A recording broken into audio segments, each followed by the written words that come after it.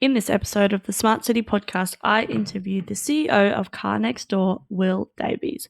We have a great chat. Will starts with talking about his background in commerce and as a mortgage broker, but then how he started to follow his passion for reducing our carbon footprint, and then how to utilize our resources better and how that fits into the smart city space. We take a bit of a deep dive into car sharing and public transport attitudes, as well as equal access to mobility. Here's an exciting idea about how every new human could make the world a better place. We then talk a lot about what Car Next Door actually does and building trust. We then finish on talking about impacts and costs of autonomous vehicles, public transport, and sharing, and the impacts that will have on infrastructure. As always, I hope you enjoy listening to this episode as much as I enjoy making it. It's the Smart City Podcast, whoa, with Smart City experts, here we go. Connecting smart technology, both big and small. Smart cities are making life better for all. Big data, emerging trends, self-driving cars and more. The Smart City Podcast is what you're looking for. Hello, Will. How are you? Very good, thanks, Zoe. How are you? I am super. It's a really beautiful day here in Toowoomba. Maybe not so good for global warming, being winter and all, but it is absolutely beautiful. So I hope it's the same down in Sydney. It is very, very nice. Well, let's jump straight into this podcast. And can you tell us a little bit about your background and what you are passionate about? So I am 39, and I basically when I did a commerce degree, and then I got a job in a big one of those big sort of finance firms, and I lasted there about 3 months. I absolutely hated it, and quit, and decided I wanted to do something myself. Like I really wanted to be self-employed. So I did a bunch of things, but ended up becoming a mortgage broker, and ended up building the mortgage broking team into a team of about 20 and making really good money. But as I was getting older, I was becoming more and more concerned about the amount of carbon that humans are putting into the world, and decided that I really wanted to play a big part in trying to reduce that carbon, and I couldn't work out how mortgage broking was doing that. So I ended up very quickly coming to the decision that I wanted to get out of mortgage broking and get into something that was going to be make a big part of reducing carbon. So sold the mortgage broking business, which is good because there's some good money in that, and then went hunting, trying to work out what I could do that was going to be a great business and reduce carbon.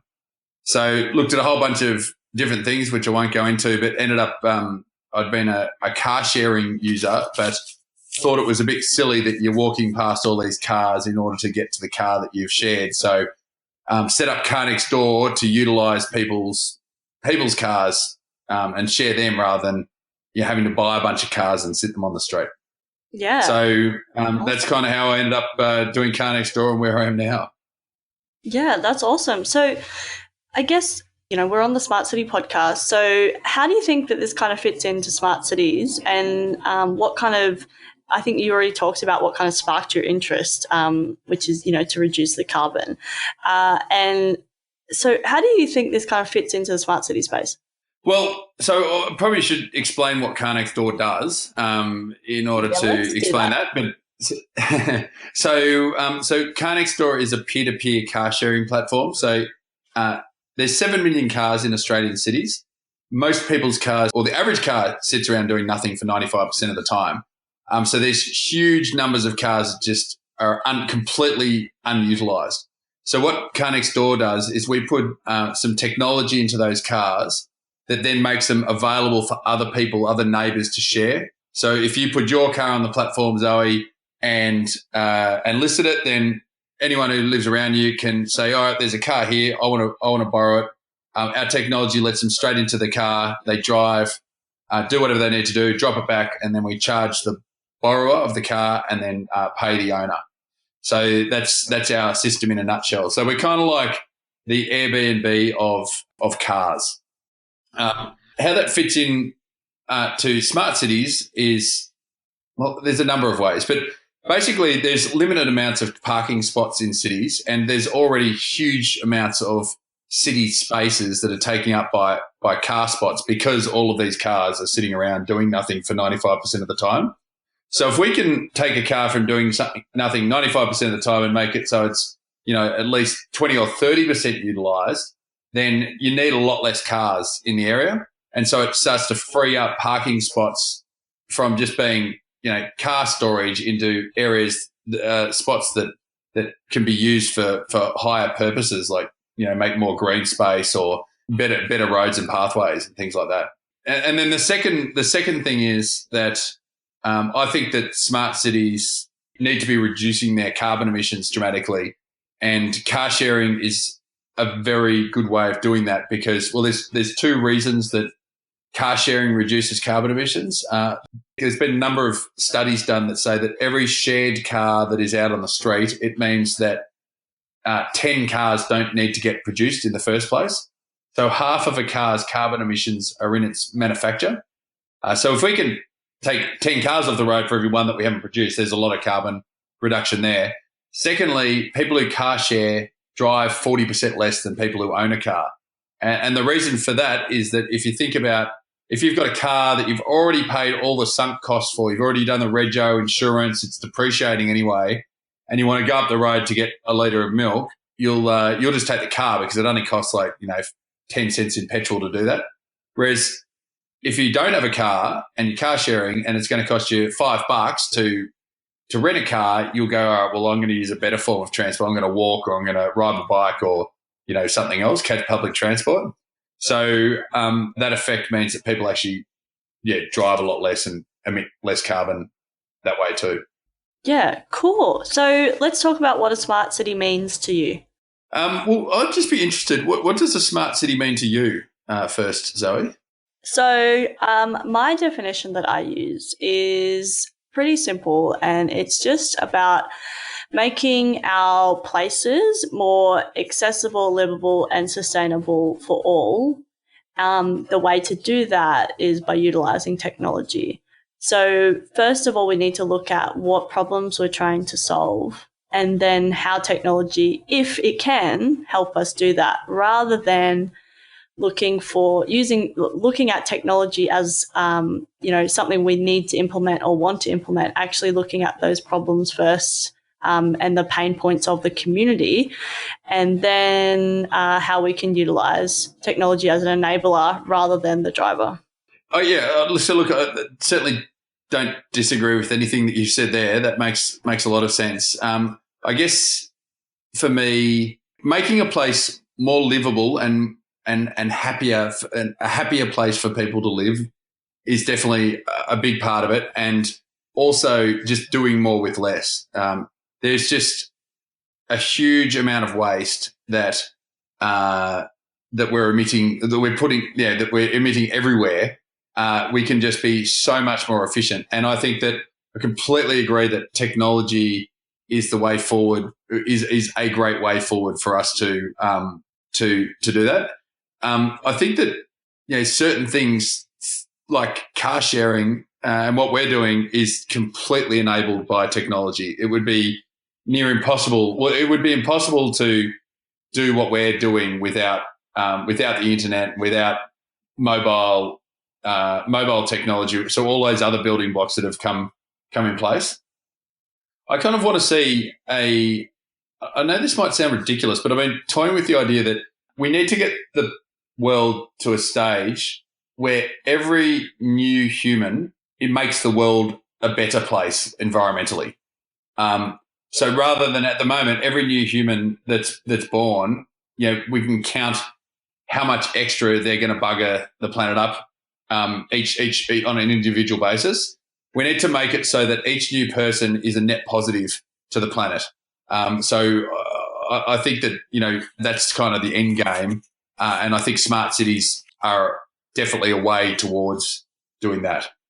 I love that. And I totally agree. And I mean, obviously it's easier said than done, but I think that definitely sustainability, I mean, I know it's a bit of a hashtag sustainability, but that net positive is really important to think about. And I think it actually, some of it, yes, technology can be used as an enabler, but actually a lot of it is mindset change. So, a circular economy, reducing our waste, all those type of things. It's an educational piece rather than this technology will help me, I don't know, reduce my waste by telling me when I'm, I don't know, throwing this in the wrong bin or whatever it is. That doesn't help, but you know what I'm trying to be on about. Yeah, it's not only technology. It's also there's so much that we could do right now to improve reduce our waste and to live better lives that doesn't require technology. It just requires a mind shift.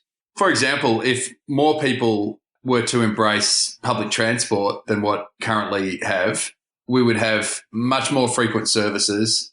Everyone would be getting around a lot cheaper and a lot quicker because there wouldn't be all this congestion on the road. But the problem is that everyone is just so stuck on. It's kind of like prisoner's dilemma or the tragedy of the commons. I don't know if you ever did economics, but where it's slightly better for an individual to take the car, and so everyone gets in the car, and then it makes it much worse for everyone else. So yeah, there's heaps of that, which has got nothing to do with technology, but. Yeah, it's like the meme where, old mate stuck in traffic and, the little thought bubble is, oh, why are there so many people on the road? It's like, well. You're one of them. Yeah, exactly. And why can't more people be riding their bikes or whatever? It starts with the individual, I guess. I mean, for public transport, for example, I just think that in the cities that you can have public transport that's, reliable and accessible and all those type of things. I find it really difficult in the regions to have that same conversation. And then how does it work? It will look different. I think the car next door kind of, or the car sharing kind of aspect could really be useful in the regional areas because you don't necessarily have access to public transport. And it might change our mindset if we're only sharing a car, then, like you said, walking down the road instead of driving or cycling or whatever, if we can. So, yeah, cool. So I think we've talked about why this concept is so important. So let's talk about how you think Australia is embracing this smart city concept. Well, I think that like any country, any group of people, I don't think I think there's a large number of people who would be completely embracing of the smart city concept. And then there's going to be plenty of people who think that, the way things are is perfectly fine and we don't need to make any changes. And it's often that there's clear, sometimes animosity between the two groups. So I don't know if saying, all right, is Australia on the whole embracing it or not? I don't know if that's happening. Like, so for example, going back to the public transport example. So let's say that some really credible research was done that said if everyone in Sydney, if you had to pay, $1 per kilometre that you drive a car in Sydney, then everyone would move to public transport and then they could get heaps more public transport on and it'd just be way better for everyone to get around cheaper and easier and faster than they currently do because we wouldn't have all this congestion. So there would be a group of people, and I'd be in this, who'd go, that is an awesome idea, fully embrace that, happy to take the hit if I ever drive a car because I'm just going to switch my usage to public transport. And then there'd be another group of people who are like, it's my right to be able to drive a car. How dare you? I'm going to vote you out of power. And chances are that there's probably more of those people than there are of people like me. And so that change can't be implemented, or even sort of minor steps towards that change can't be implemented. So I think that Australia's, on the whole, got a very long way to go before we really start to look at these issues on a holistic, what's the best for everyone here? What's going to get everyone a better outcome rather than an individual, I like my car, I don't care how much it buggers everyone else up, that's what I want to do kind of basis. So I'm not hugely optimistic that I don't think that Australia is like hell bent on pushing in that direction. I really hope that it moves more in that way, though. And I don't know if it's just going to take a big shock for that to happen. Like maybe things are going to have to get so bad that it just becomes a lot more clear to a lot more people that that's the only way forward to really start looking at these things on that kind of scale. Like, you know, in London, they've got the congestion fee, and if you go within the London walls, then you've got to pay an extra, you know, quite a big fee to get in there, and that just basically stops people driving their car in the centre of London, which is, I think, universally praised has been a great thing for everyone to do. Mm. Yeah, no, I agree. I'm going to start looking at road charging soon because I'm really interested to do a bit more research and study how it's been implemented in other countries and how it's kind of seen to work, and how we make sure that it's equitable as well, like, you know, equal access to mobility. So yeah, it should be really interesting. Yeah, because I mean that's another issue. Like, you know, you start charging $1 per kilometre. Does that just mean that rich people get the roads to themselves whilst everyone else is, you know, jammed in public transport because they can't afford to drive anymore? These are all the issues that come up. But we're just living in this suboptimal system with so much stuff. I think transport's a huge one. What are some other massive suboptimal positions we've got ourselves in? If you're asking my opinion, I think transport definitely, as we're already talking about, I think also just inefficient processes within, you know, governments and councils that are really based on clunky systems that are you know, decades old, and they're kind of untouchable in the fact that, oh no, that's the way it's always been done and we can't possibly change it, because otherwise we'd have to change these 5 other or 15 or 50 other clunky systems that it sits on top of. And so I think there's lots of really easy technology solutions that are available right now or have been available for the last 10 years, but it's actually about utilising and implementing those appropriately within our governments and councils. But then it's also about having the right skill sets within those governments and councils. So then it's also about attracting those to governments and councils.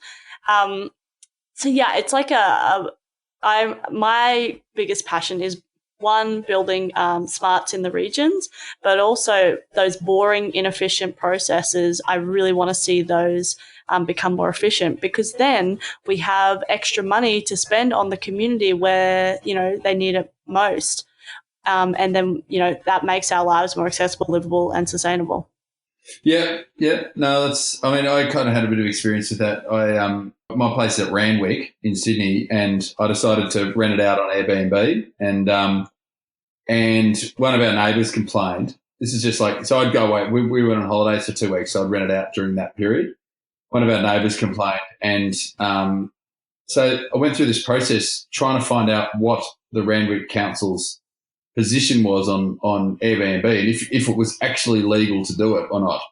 And I ended up having to, like, I spent hours and hours trying to work it out. There's nothing on their website. Had to speak to 3 or 4 people to finally get an answer on what their position was on it. And you're talking about a system to allow more efficient use of housing, and the council's, you know, 3 or 4 years into Airbnb being there, still haven't got a position on it yet. So, you know, that's probably a small example of it, but there's heaps of different areas, I'm sure. Yeah, definitely. And I think even just like things that aren't new, like, you know, we have to maintain our roads, for example. Doing that manually, as in, I mean, you still need people on the ground doing things that require human smarts, I should say, and decision making and all that kind of stuff. That's not what I'm talking about. What I'm talking about is actually, you know, assessing the roads manually in the first instance, using simple machine learning. I call it simple. I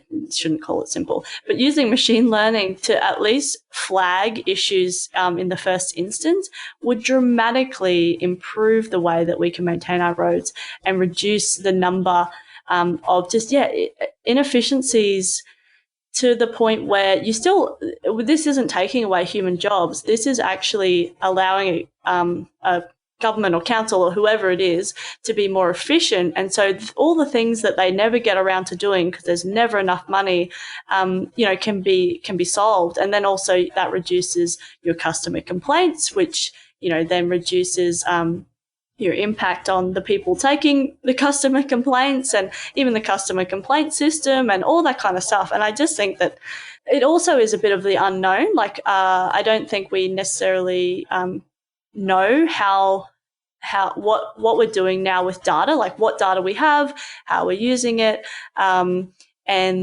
then what we can do better. And I think that kind of audit's a boring word, but like self-assessment or check or whatever, if we can do that first to then go, okay, this is where we're at when it comes to whatever you want to call it, smart cities or just data management or whatever it is, then we can actually start implementing processes that will improve that. Whereas if we are all in the dark and don't know, we'll just keep doing what we're doing.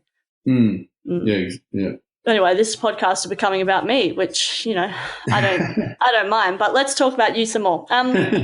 Let's talk about some of the projects and things that you're working on right now. Obviously, you've got Car Next Door. So I'm really keen to you've already told us a little bit about how that works and how did you come up with this idea? I mean, we talked about that a little bit, but I'm really keen to know how long you've kind of been doing this and what you see coming next.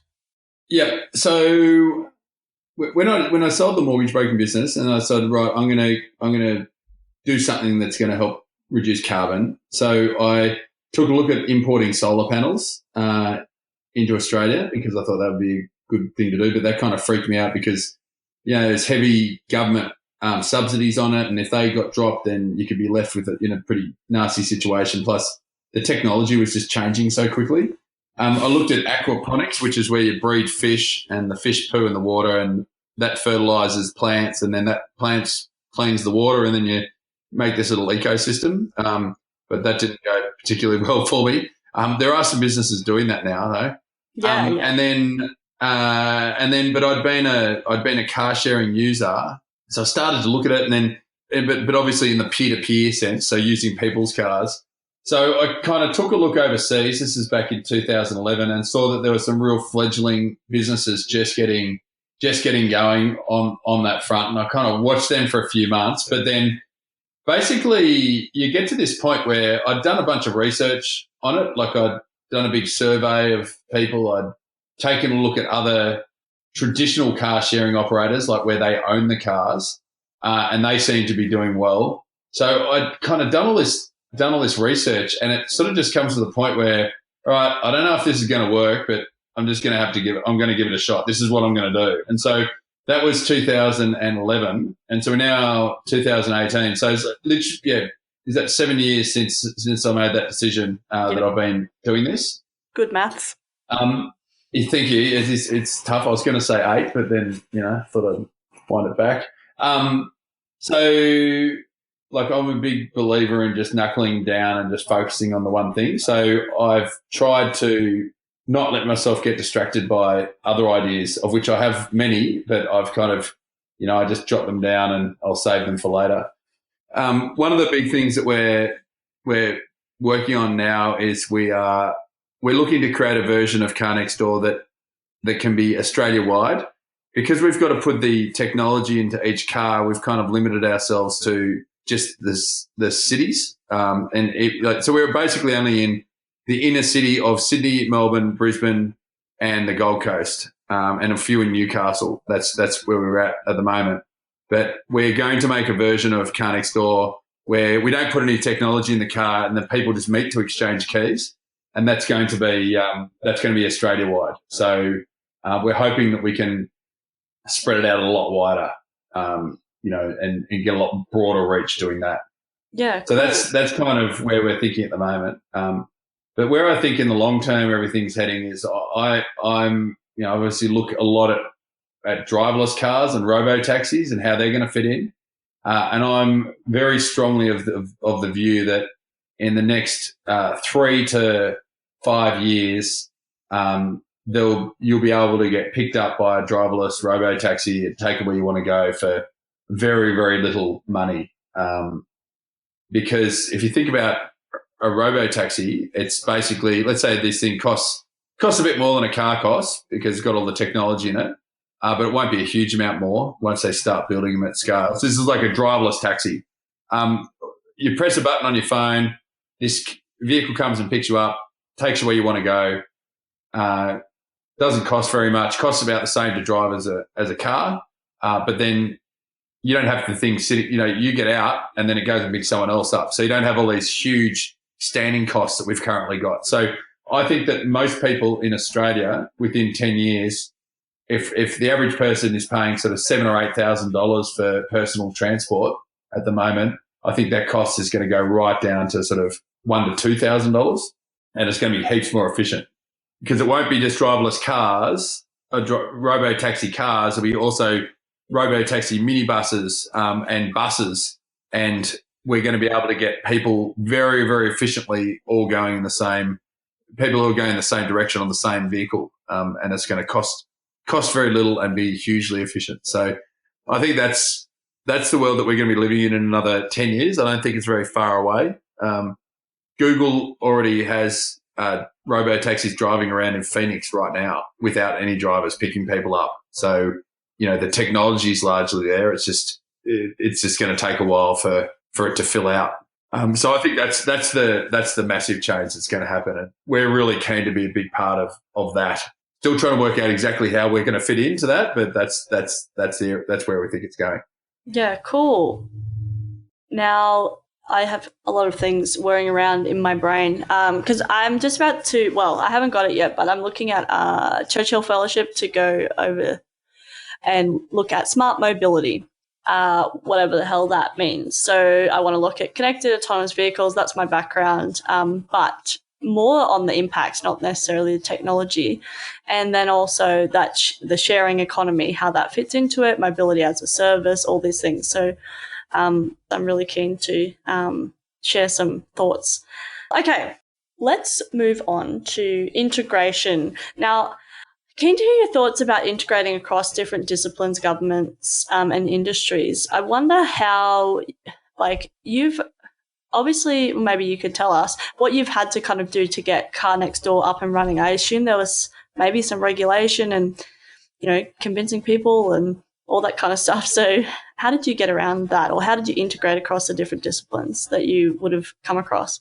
Well, luckily, most of the laws that were written in New South Wales and Victoria were written, obviously they were written without considering that there was ever going to be peer-to-peer car sharing involved. And so luckily for us, the way that they were written means that there is nothing explicitly regulating against peer-to-peer car sharing. So we've been able to just operate, get peer-to-peer car sharing going in New South Wales and Victoria without any real change.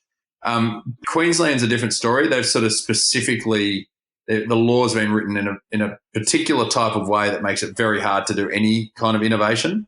So we're attempting to get things changed in Queensland, but they don't really care so far. So that's where we're at. So our approach there was, all right, well, let's just start in the places where we can do it, which is New South Wales and then Victoria. The big thing with what we're doing is just with regards to building our marketplace up is we're a two-sided network. We're building a network. People are only going to want to put their cars on our platform if there's plenty of people who are going to borrow it, and people are only going to want to borrow cars if there's actually cars there. So we need to build that network on both sides. So the way we got Car Next Door started was we just started in Bondi, so one suburb of Sydney, and we became very quickly the biggest car sharing operation in Bondi. So we had 30 cars in Bondi when the next biggest car share might have only had 20 or something like that. So if you lived in Bondi, we were a really good option for you. We had a good coverage of cars and good liquidity of cars for you. And so we were able to build the network up in Bondi only. And then we took that. We obviously needed to raise some more money then. We were able to say to investors, hey, look, this is what we've done in Bondi. Now we're going to do it across more areas and raise more money like that. That was opposed to, we had a competitor who started and they tried to just go Australia-wide right from the start, and they had 2 cars in Melbourne, 3 cars in Sydney, car up in Darwin, and just never got any critical mass or never built a network up anywhere, and they shut down. So that's probably the two. The regulatory stuff we've just avoided anywhere that's tough so far, and then building the marketplace up, the human marketing side of it have been the main areas that we've had to contend with. Yeah. So I'm interested to, obviously with Airbnb, people now trust that, people are going to be, not destroy your house, and there's some things in place. What have you had to put in place for Car Next Door? With regards to trust, or? Yeah, and in regards to if there's an accident, or, if someone, messes up your car or something like that. What have you had to put in place? Because obviously, you have to build that trust. Yeah, and that just that comes over time. So yeah, we've put a lot of things in place. So firstly, we've built very strong systems for catch. Unfortunately, there's people out there who are just sketchy, shitty people, and you don't want them in other people's cars. So a big part of what we've done over the years is we've built better and better ways to catch if people are dodgy people. And we've got a whole bunch of ways of doing that, which I won't go into any of the details for obvious reasons. The second thing is we've got insurance that covers the owner and the borrower of the car. So if the borrower crashes the car, then the owner needs to feel really comfortable that their car is going to get replaced or repaired properly. So that's really just something like that. That's been our policy right from the start. Obviously, it'd be very hard to run the business, but that's just stuff that builds up over time. So over the last 7 years, we've built up our reputation, and then more and more people tell their friends about it, and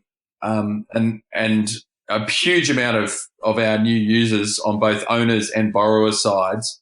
So the cars and the borrowers come through referral. So, and you just got to do time in the market, and you basically, to get that, you've got to behave properly for a long time in the market, and then that starts to flow through. And it's probably the same with Airbnb. I found out about Airbnb through my sister-in-law, and if she'd had a crappy experience where she was ripped off, she wouldn't have used it, and she wouldn't have told me. And that's how most of these things get built. Definitely. Cool. Okay, so let's talk about emerging trends. What do you think people aren't talking about enough? Look, I probably sound like a bit of a broken record, but the whole driverless car thing, I think it's an extremely talked about topic, but I don't know if many people have really thought through the ramifications, what things are going to be like when we live in a completely a driverless car world. The fact that it's going to become so cheap that, I was kind of talking about if everyone could just switch to public transport, then that'd be better for everyone. I think that world is going to happen because driverless vehicles are going to be so cheap that everyone's going to get rid of their cars because it's just not going to make sense anymore. You can press a button, a vehicle comes and picks you up, takes you where you want to go just as fast as you can in your own car. But now you don't have to drive, and you don't have to worry about buying the car or crashing it, and it's going to cost about a quarter of the cost compared to owning your own car. So once you've got that kind of world happening, and everyone's getting rid of their cars, everyone's driving around, and everyone's just getting driven around in robo-taxis, then you've got this huge pool of people who are now transport as a service users. And so when they press their button, they'll now get the choice of, all right, do I want to get a private robo-taxi for 30 cents a kilometre, or do I want to get on a bus that's only going to take me 3 or 4 extra minutes with another 30 other people, and it's going to cost me 10 cents a kilometre? And so they all say, right, I'm going to take the bus. And because everyone starts to do that, then there'll be heaps of bus services. So I think driverless vehicles and robo-taxis are pretty much going to replace public transport eventually. And I think a lot of the public transport infrastructure that's being built at the moment, like there's a huge light rail going in to connect Randwick to the city. It's costing billions of dollars, and I think it'll be completely useless in about 10 or 15 years because driverless buses, driverless cars will be able to take everyone where they need to go super efficiently on the existing road infrastructure that we've got. And how do you think that, is it just, it's just obvious, right, that they're all going to be electric or some kind of other form of, low emission Hydrogen fuel cell or something. Yep. hydrogen fuel cell. And I guess that it goes back to that regulation, that maybe that's what will actually drive that change in regulation, because governments will suddenly not be able to gather the tax that they currently get. If people aren't owning cars, there's no licenses, there's no registration, there's no fuel tax. So that might nudge them in the direction more quickly than, if there wasn't this, huge economic impact. Yeah, but I think that there's going to be plenty of ways that the government will be able to. I mean, they're still going to have to maintain the roads, and that's going to have to come from somewhere. So, but I think given that everything will be one huge big system, that it's going to be quite easy to add some sort of surcharge. So maybe instead of it costing me 30 cents a kilometre to get in a driverless car, it costs me 33 cents a kilometre or something like that. So definitely, the way that they're taxing is going to change, but it should be fairly easy to continue to tax in some way, in some respect. I think what's the word? Technically and yes, it's easy, but it actually takes some change now to be able to do that effectively. Otherwise, we'll get Uberized again. Yeah. So last question, how can people connect with you? So the best way to connect with me, well, obviously our website is carnextdoor.com.au. If you're looking to join. And I'm not a big social media person, but my email is just will@carnextdoor.com.au. Excellent. I'll put all those links and everything in the show notes. It was so great to speak with you, and I look forward to chatting again soon, definitely about that smart mobility stuff. So thanks so much, Will. Talk soon. Great to speak to you, Zoe. Speak to you soon. Bye. Bye. It's the Smart City Podcast. Whoa. Thanks so much for listening to the Smart City Podcast. Show notes for this episode and all other episodes can be found at thesmartcitypodcast.com. If you have any questions or comments for me or any of my guests, connect with me via email, zoe@thesmartcitypodcast.com, or via the socials. I'm on Twitter and Facebook @SmartCityPod. As always, I hope you enjoyed listening to this episode as much as I enjoyed making it. Smart City Podcast is what you're looking for.